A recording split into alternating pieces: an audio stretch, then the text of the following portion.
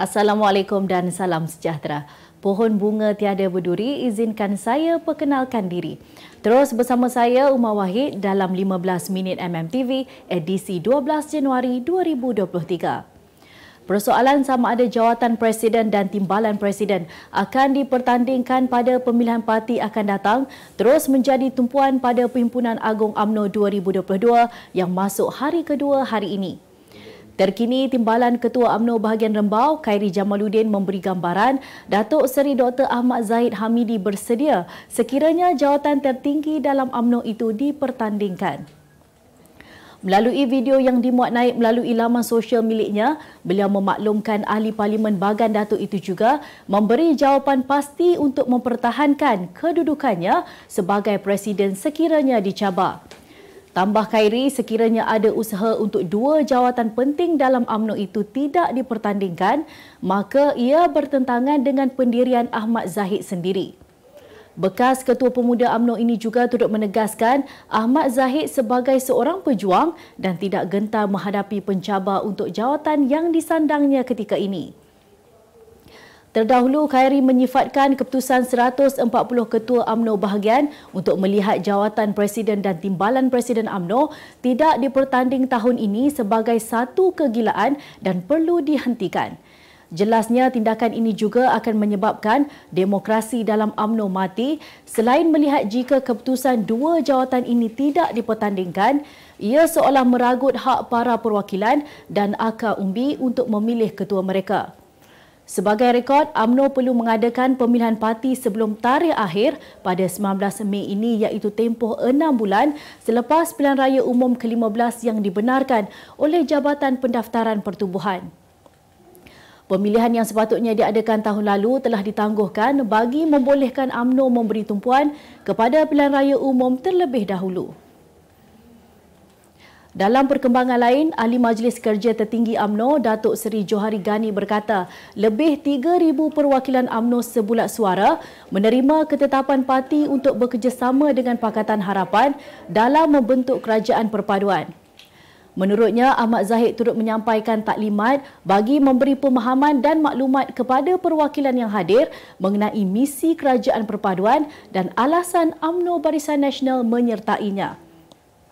PAU 2022 kali ini juga turut menyaksikan Ketua Pemuda UMNO Datuk Dr. Ashraf Wajdi Dusuki mendesak supaya saki-baki pengkhianat dalam UMNO disingkirkan segera supaya tidak terus menjadi barah yang akan merosakkan parti selian, turut menjelaskan pendirian sayap pemuda yang diterajuinya kekal teguh mempertahankan institusi Presiden.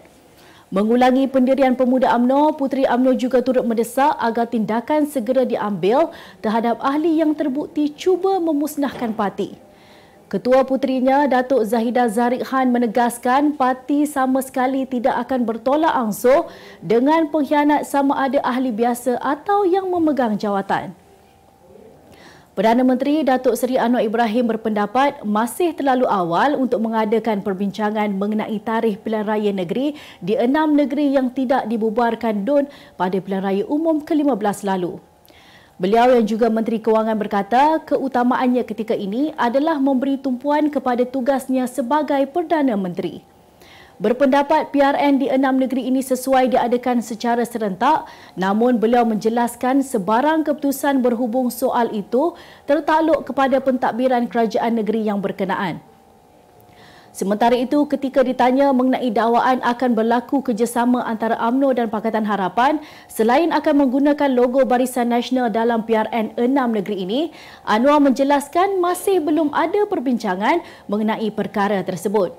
Sebelum ini, Pakatan Harapan dan Perikatan Nasional dilihat senada dengan cadangan untuk mengadakan PRN serentak seiring dengan apa yang disyorkan oleh Suruhanjaya Pilihan Raya. Namun, timbul cadangan dalam kalangan pemimpin Perikatan Nasional sendiri mahu supaya PRN khususnya di Kelantan, Terengganu dan Kedah diadakan lebih awal.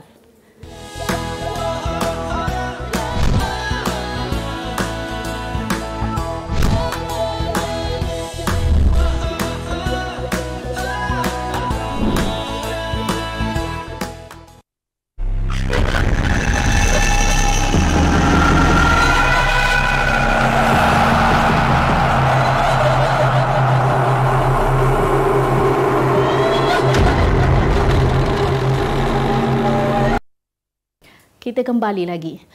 Polis menahan 2 lelaki dan seorang wanita selepas dipercayai terlibat dalam kegiatan mengambil upah daripada Ahlong untuk melakukan khianat api serta menyimbah cek di rumah peminjam wang di sekitar Kulai kemarin. Ketua Polis Daerah Kulai, Superintendent Tok Beng Yo berkata, suspek berusia lingkungan 25 hingga 43 tahun itu ditahan dalam 3 serbuan berasingan di lokasi berbeza di Bandar Seri Alam dan Iskandar Puteri Johor Bahru sekitar 9 pagi hingga 2.30 petang. Menurut beliau, kesemua mereka mengaku menerima upah sebanyak RM1,300 seorang untuk membaling cat serta molotov koktail di sekitar kawasan Kulai. Kes disiasat mengikut Seksyen 435 Kanun Keseksaan dan Seksyen 427 Akta Sama. Seorang murid tahun 3 yang patah kaki kanan pada 6 bulan lalu memfailkan saman sivil terhadap guru kelas Al-Quran dan Fardu Ain Kafah di Mahkamah Kuala Terengganu awal pagi tadi.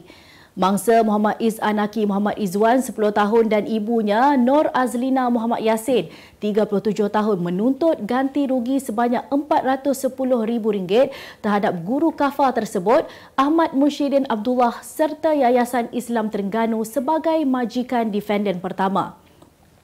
Rit saman sivil berkenaan difailkan menerusi Peguam Muhammad Hazwan Hamidun dari Tentuan Rafi'i & Co. Mahkamah Seksyen hari ini.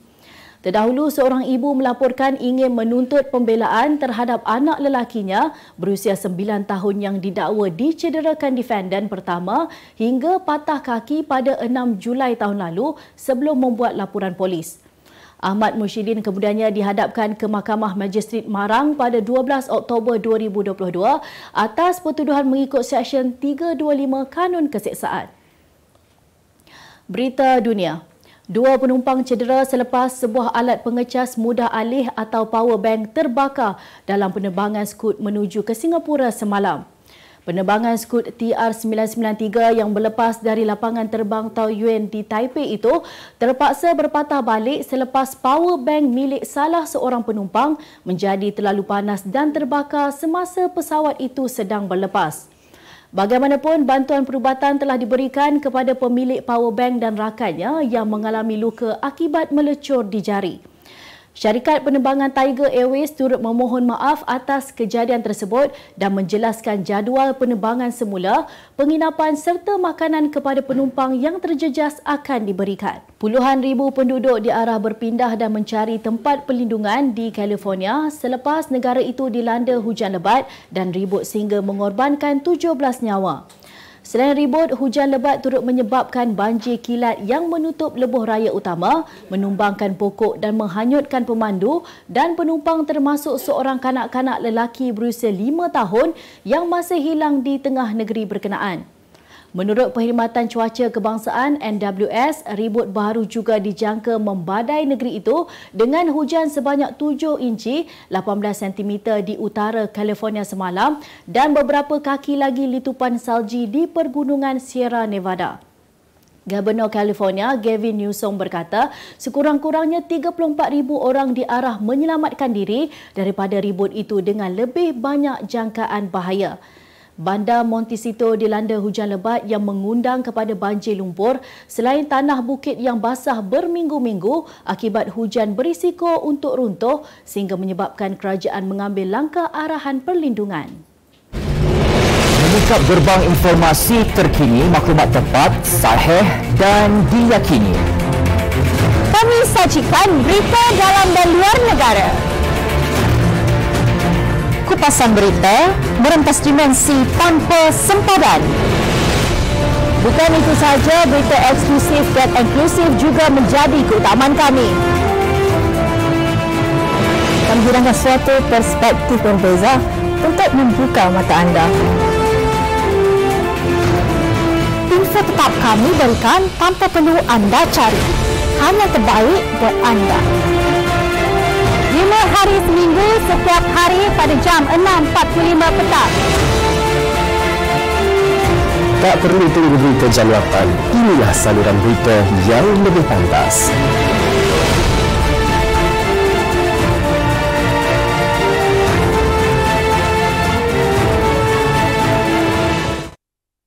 Kita kembali lagi. Mindtech Resources Berhad bakal membangunkan loji kuasa hidro mini yang bernilai 36.71 juta ringgit di Sungai Pelagat, Besut. Pengerusi Eksekutif Mindtech, Datuk Dr. Awang Daud Awang Putra berkata, anak syarikatnya Techmill Resources Sinar Berhad akan terlibat dalam projek pembinaan dan kejuruteraan loji kuasa mini itu yang akan membekalkan tenaga elektrik diperbaharui kepada tenaga nasional Berhad. Tambahnya, kerja-kerja pembinaan projek loji kuasa hidro mini itu akan bermula pada 2025 dan dijangka siap sepenuhnya dalam tempoh 2 tahun. Sementara itu, Rosdan turut berkata loji seluas 0.81 hektar berkenaan akan dikuasakan dengan tenaga aliran deras dari Sungai Pelagat tanpa menyebabkan kewujudan kawasan takungan air. Industri sawit Malaysia dijangka terus mencatatkan prestasi memberangsangkan tahun ini ekoran permintaan kukuh bagi komoditi itu dan pengeluaran minyak sawit mentah MSM yang lebih tinggi.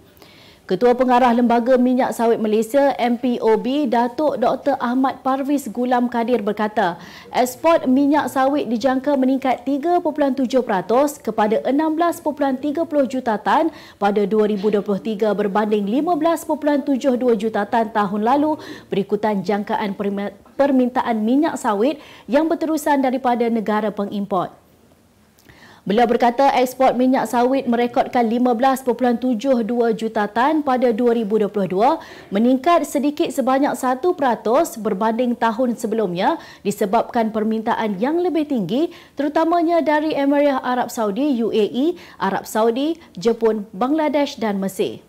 Katanya pengeluaran dijangka meningkat 3% kepada 19 juta tan pada 2023 berbanding 18.45 juta tan pada 2022 berikutan jangkaan peningkatan dalam kawasan tanaman matang terutamanya di Semenanjung Malaysia dan Sarawak.